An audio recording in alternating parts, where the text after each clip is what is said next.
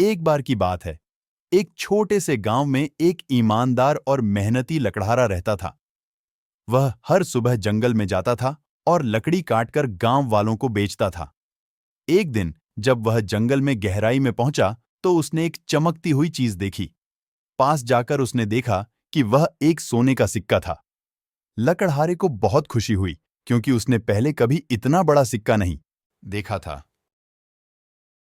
उसने सिक्का उठाया और घर ले गया।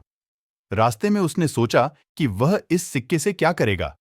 वह एक नया घर बना सकता था, अपनी बेटी की शादी कर सकता था या और भी कुछ कर सकता था। लेकिन तभी उसे एक विचार आया।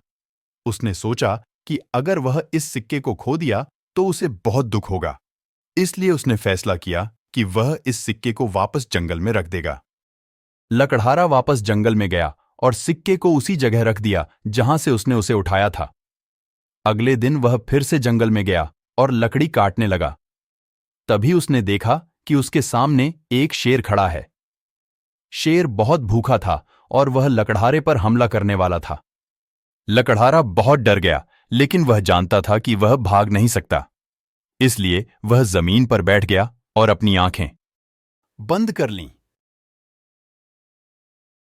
तभी उसने सुना कि शेर उससे बात कर रहा है। शेर ने कहा, मुझे तुम्हारे साहस पर गर्व है। तुमने मुझे मारने की कोशिश नहीं की और तुमने मुझसे डर नहीं दिखाया। इसलिए मैं तुम्हें एक इनाम दूंगा। शेर ने जंगल में एक गुफा दिखाई और कहा, इस गुफा में जाओ, तुम वहां बहुत सारे खजाने पाओगे। लकड़हारा गुफा में गया और उसने देखा कि वहां बहुत सारे सोने, चांदी और हीरे हैं। वह बहुत खुश हुआ और उसने शेर को धन्यवाद दिया।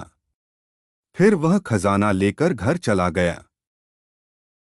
लकड़हारा बहुत अमीर हो गया, लेकिन वह कभी नहीं भूला कि उसने ईमानदारी और साहस से क्या हासिल किया था।